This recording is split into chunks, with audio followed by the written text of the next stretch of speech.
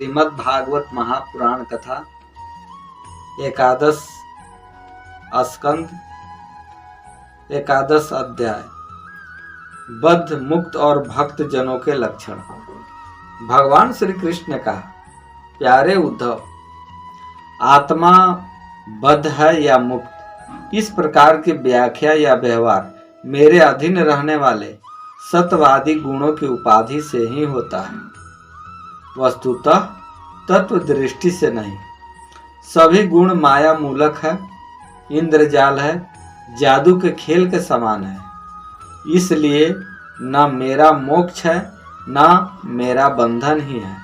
जैसे स्वप्न बुद्धि का विवर्त है, उसमें बिना हुए भी भासता है, मिथ्या है। जैसे ही शोक, मोह, दुख, सुख, शरीर की उत्पत्ति और मृत्यु, यह सब संसार का बखेड़ा माया अविद्या के कारण प्रतीत होने पर भी वास्तविक नहीं है। उद्धव, शरीरधारियों को मुक्ति का अनुभव कराने वाली आत्मविद्या और बंधन का अनुभव कराने वाली अविद्या है। ये दोनों ही मेरी अनादि शक्तियां हैं। मेरी माया से इनकी रचना हुई है, इनका कोई वास्तविक अस्तित्व नहीं है। भाई, तुम तो स्वयं बड़े बुद्धिमान हो, विचार करो। जीव तो एक ही है, वह व्यवहार के लिए ही मेरे अंश के रूप में कल्पित हुआ है, वस्तुतः मेरा स्वरूप ही है। आत्मज्ञान से संपन्न होने पर उसे मुक्त कहते हैं और आत्मा का ज्ञान न होने से बद्ध है, और यह अज्ञान अनादि होने से बंधन भी अनादि कहलाता है। इस प्रकार मुझ एक ही धर्मी में रहने पर भी जो शोक और आनंद रूप विरुद्ध धर्म वाले जान पड़ते हैं, उन बद्ध और मुक्त जीव का भेद मैं तुम्हें बतलाता हूँ। वह भेद भी दो प्रकार का है। एक तो नित्य मुक्त ईश्वर से जीव का भेद है, और दूसरा मुक्त बद्ध जीव का भेद। पहला सुनो। जीव और ईश्वर बद्ध और मुक्त के भेद से भिन्न भिन्न होने पर भी एक ही शरीर में नियंता और नियंत्रक के रूप में स्थित है। ऐसा समझो कि शरीर एक वृक्ष है, इसमें हृदय का घोंसला बनाकर जीव और ईश्वर नामक दो पक्षी रहते हैं। वे दोनों चेतन होने के कारण समान हैं और कभी न बिछोड़ने वालों के कारण सखा है। इनके निवास करने का कारण केवल लीला ही है। इतनी समानता होने पर भी जीव तो शरीर रूप वृक्ष के फल, सुख, दुख आदि भोगता है, परंतु ईश्वर उन्हें न भोगकर कर्म, फल, सुख, दुख आदि से असंग और उनका साक्षी मात्र रहता है। अभोक्ता होने पर भी ईश्वर की वह विलक्षणता है कि वह ज्ञान, ऐश्वर्य, आनंद और सामर्थ्य आदि में भोक्ता जीव से बढ़कर ही है। साथ ही एक ही विलक्षणता है कि अभोक्ता ईश्वर तो अपने वास्तविक स्वरूप और इसके अतिरिक्त जगत को भी जानता है, परंतु भोक्ता जीव न अपने वास्तविक रूप को जानता है और न अपने अतिरिक्त को। इन दोनों में जीव तो अविद्या से युक्त होने के कारण नित्य बद्ध है और ईश्वर विद्या रूप होने के कारण नित्य मुक्त है। प्यारे उद्धव, ज्ञान संपन्न पुरुष भी मुक्त ही है। जैसे स्वप्न टूट जाने पर जागा हुआ पुरुष स्वप्न के समरयान शरीर से कोई संबंध नहीं रखता, वैसे ही ज्ञानी पुरुष सूक्ष्म और स्थूल शरीर में रहने पर भी उनसे किसी प्रकार का संबंध नहीं रखता। परंतु अज्ञानी पुरुष वास्तव में शरीर से कोई संबंध न रखने पर भी अज्ञान के कारण शरीर में ही स्थित रहता है। जैसे स्वप्न देखने वाला पुरुष स्वप्न देखते समय स्वापरिक शरीर में बंध जाता है। व्यवहारिक में इंद्रिया, शब्द, स्पर्श आदि विषयों को ग्रहण करती है, क्योंकि यह न तो नियम ही है कि गुण ही गुण को ग्रहण करे, आत्मा नहीं। इसलिए जिसने अपने निर्विकार आत्म स्वरूप को समझ लिया है, वह उद्धव, यह शरीर प्रारब्ध के अधीन है। इससे शारीरिक और मानसिक जितने भी कर्म होते हैं, सब गुणों की प्रेरणा से ही होते हैं। अज्ञानी पुरुष झूठ मूठ अपने को उस ग्रहण, त्याग आदि कर्मों को कर्ता मान बैठता है और इसी अभिमान के कारण वह बद्ध जाता है। प्यारे उद्धव, पूर्वोक्त पद्धति से विचार करके विवेकी पुरुष समस्त विषयों से विरक्त रहता है और सोने, बैठने, घूमने फिरने, नहाने, देखने, छूने, सूंघने, खाने और सुनने आदि क्रियाओं में अपने को कर्ता नहीं मानता, बल्कि गुणों को ही कर्ता मानता है। गुण ही सभी कर्मों के कर्ता भोगता है। ऐसा जानकर विद्वान पुरुष कर्म, वासना और फलों में नहीं बंधते।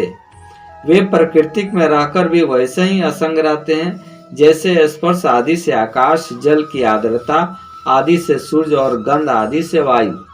उनकी विमल बुद्धि की तलवार असंग भगवान की असंग भावना की शान से और भी तीखी हो जाती है और वे उससे अपने सारे संशय संदेहों को काट कूट कर फेंक देते हैं। जैसे कोई स्वप्न से जाग उठा हो, उसी प्रकार वे इस भेद बुद्धि के भ्रम से मुक्त हो जाते हैं। जिनके प्राण, इंद्रिय, मन और बुद्धि की समस्त चेष्टाएं बिना संकल्प के होती है, वे देह में स्थित रहकर भी उसके गुणों से मुक्त है। मुक्त पुरुष न तो कुछ भला या बुरा काम करते हैं, न कुछ भला या बुरा कहते हैं और न सोचते हैं। वे व्यवहार में अपनी समान वृत्ति रखकर आत्मानंद में मग्न रहते हैं और जड़ के समान मानो कोई मूर्ख हो, इस प्रकार विचरण करते हैं। प्यारे उद्धव, जो पुरुष वेदों का तो पारगामी विद्वान हो, परंतु पर ब्रह्म के ज्ञान से शून्य हो, उसके परिश्रम का कोई फल नहीं। वह तो वैसा ही जैसे बिना दूध की गाय का पालने वाला। दूध न देने वाली गाय, व्यभिचारिणी स्त्री, पराधीन शरीर, दुष्ट पुत्र, सत पात्र के प्राप्त होने पर भी दान न किया हुआ धन और मेरे गुणों से रहित वाणी व्यर्थ है। इन वस्तुओं की रखवाली करने वाले दुख पर दुख ही भोगता रहता है। इसलिए उद्धव, जिस वाणी में जगत की उत्पत्ति, स्थिति और प्रलय रूप मेरी लोक पावन लीला का वर्णन न हो और लीला अवतारों में भी मेरे लोक प्रिय राम, कृष्ण आदि अवतारों का जिसमें यशोगान न हो, वह वाणी बंध्या है। बुद्धिमान पुरुष को चाहिए कि ऐसी वाणी का उच्चारण एवं श्रवण न करे।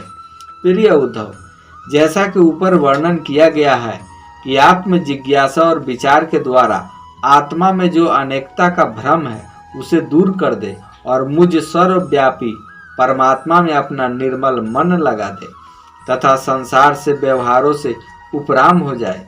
यदि तुम अपना मन पर ब्रह्म में स्थित न कर सको तो सारे कर्म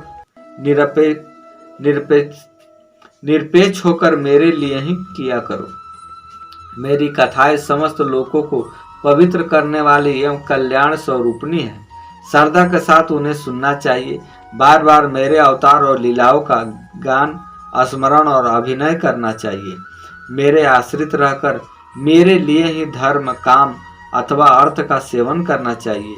प्रिय उद्धव, जो ऐसा करता है उसे मुझ अविनाशी पुरुष के प्रति अनन्य प्रेममय भक्ति प्राप्त हो जाती है। भक्ति की प्राप्ति सत्संग से होती है।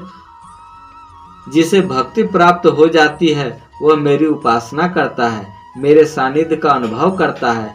इस प्रकार जब उसका अंतकरण शुद्ध हो जाता है तब वह संतों के उपदेशों के अनुसार उनके द्वारा बताए हुए मेरे परम पद को, वास्तविक स्वरूप को सहज में ही प्राप्त हो जाता है। उद्धव जी ने पूछा, भगवान, बड़े बड़े संत आपकी कीर्ति का गान करते हैं। आप कृपया बतलाइए कि आपके विचार से संत पुरुषों का क्या लक्षण है, आपके प्रति कैसी भक्ति करनी चाहिए जिसका संत लोग आदर करते हैं। भगवान, आप ही ब्रह्मा आदि श्रेष्ठ देवता, सत्य आदि लोक और चराचर जगत के स्वामी हैं। मैं आपका विनीत प्रेमी और शरणागत भक्त हूँ। आप मुझे भक्ति और भक्त का रहस्य बतलाइए। भगवान, मैं जानता हूँ कि आप प्रकृति से परे पुरुषोत्तम एवं चिदाकाश रूप ब्रह्म है। आपसे भिन्न कुछ भी नहीं है। फिर भी आपने लीला के लिए स्वेच्छा से ही अलग शरीर धारण करके अवतार लिया है। इसलिए वास्तव में आप ही भक्ति और भक्त का रहस्य बतला सकते हैं। भगवान श्री कृष्ण ने कहा, प्यारे उद्धव, मेरा भक्त कृपा की मूर्ति होता है। वह किसी भी प्राणी से बैर भाव नहीं रखता और घोर से घोर दुख और प्रसन्नता पूर्वक सहता है। उसके जीवन का सार है सत्य और उसके मन में किसी प्रकार की पाप वासना कभी नहीं आती। वह समदर्शी और सबका भला करने वाला होता है। उसकी बुद्धि कामनाओं से कलुषित नहीं होती। वह संयमी, मधुर स्वभाव और पवित्र होता है। संग्रह परिग्रह से सर्वथा दूर रहता है। किसी भी वस्तु के लिए वह कोई चेष्टा नहीं करता, परिमित भोजन करता है और शांत रहता है। उसकी बुद्धि स्थिर होती है। उसे केवल मेरा ही भरोसा होता है और वह आत्म तत्व के चिंतन में सदा संलग्न रहता है। वह प्रमाद रहित, गंभीर स्वभाव वाला और धैर्यवान होता है। भूख, प्यास, शोक, मोह और जन्म मृत्यु ये छहों उसके बस में रहते हैं। वह स्वयं तो कभी किसी से किसी प्रकार का सम्मान नहीं चाहता, परंतु दूसरों का सम्मान करता रहता है।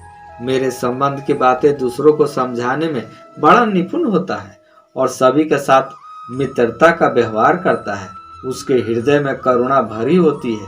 मेरे तत्व का उसे यथार्थ ज्ञान होता है। प्रिय उद्धव, मैंने वेदों और शास्त्रों के रूप में मनुष्य के धर्म का उपदेश दिया है।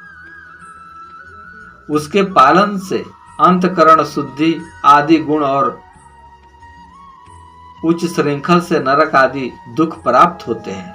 परंतु मेरा जो भक्त उन्हें भी अपने ध्यान आदि में विक्षेप समझकर त्याग देता है, केवल मेरे ही भजन में लगा रहता है, वह परम संत है। मैं कौन हूँ, कितना बड़ा हूँ, कैसा हूँ, इन बातों को जाने चाहे न जाने, किंतु जो अनन्य भाव से मेरा भजन करते हैं वे मेरे विचार से मेरे परम भक्त हैं। प्यारे उद्धव, मेरी मूर्ति और मेरे भक्त जनों का दर्शन, स्पर्श, पूजा, सेवा, सुसुरवा, स्तुति और प्रणाम करे तथा मेरे गुण और कर्मों का कीर्तन करे।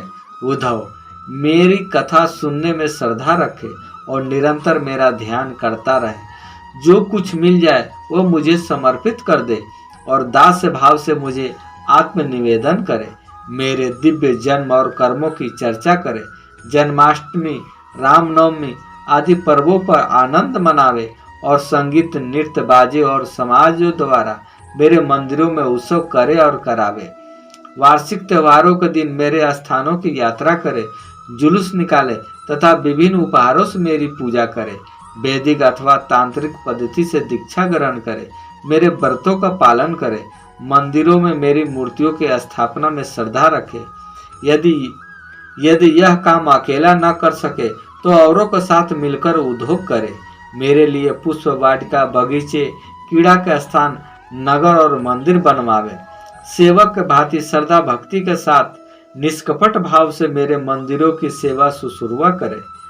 झाड़ू बुहारे, लीपे पोते, छिड़काव करे और तरह तरह के चौके पूरे। अभिमान न करे, दम्भ न करे, साथ ही अपने शुभ कर्मों का ढिंढोरा भी न पीटे। प्रिय उद्धव, मेरे चढ़ावे की, अपने काम में लगाने की बात तो दूर रही, मुझे समर्पित दीपक के प्रकाश से भी अपना काम न ले।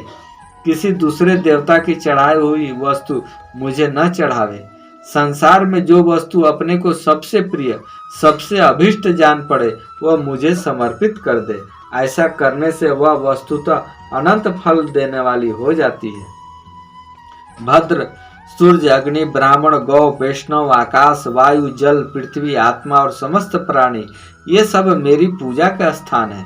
प्यारे उद्धव, ऋग्वेद, यजुर्वेद और सामवेद के मंत्रों द्वारा सूर्य में मेरी पूजा करनी चाहिए। हवन के द्वारा अग्नि में, आतिथ्य द्वारा श्रेष्ठ ब्राह्मणों में और हरी हरी घास आदि द्वारा गौओं में मेरी पूजा करें। भाई बंधु के समान सत्कार के द्वारा वैष्णव में निरंतर ध्यान में लगे रहने से, आकाश हृदय में, मुख प्राण समझने से वायु में और जल पुष्प आदि सामग्रियों द्वारा जल में मेरी आराधना की जाती है। गुप्त मंत्रों द्वारा न्यास करके मिट्टी के वेदी में उपयुक्त भोगों द्वारा आत्मा में और सम दृष्टि द्वारा संपूर्ण प्राणियों में मेरी आराधना करनी चाहिए, क्योंकि मैं सभी में क्षेत्रज्ञ आत्मा के रूप में स्थित हूँ। इन सभी स्थानों में शंख, चक्र, गदा, पद्म धारण किए 4 भुजाओं वाले शांति मूर्ति श्री भगवान विराजमान है। ऐसा ध्यान करते हुए एकाग्रता के साथ मेरी पूजा करनी चाहिए। इस प्रकार जो मनुष्य एकाग्रचित से यज्ञ, यागादिक, इष्ट और कुआं बावली बनवाना आदि पूर्वोक्त कर्मों के द्वारा मेरी पूजा करता है उसे मेरी श्रेष्ठ भक्ति प्राप्त होती है तथा संत पुरुषों की सेवा करने से मेरे स्वरूप का ज्ञान भी हो जाता है। प्यारे उद्धव, मेरा ऐसा निश्चय है कि सत्संग और भक्ति योग इन दो साधनों का एक साथ ही अनुष्ठान करते रहना चाहिए। प्राय इन दोनों का अतिरिक्त संसार सागर से पार होने का और कोई उपाय नहीं है, क्योंकि संत पुरुष मुझे अपना आश्रय मानते हैं और मैं सदा सर्वदा उनके पास बना रहता हूँ। प्यारे उद्धव, अब मैं तुम्हें एक अत्यंत गोपनीय परम रहस्य की बात बतलाऊंगा, क्योंकि तुम मेरे प्रिय सेवक, हितैषी, सुहृद और प्रेमी सखा हो, साथ ही सुनने के भी इच्छुक हो। शेष अगले अंक में। राधे राधे।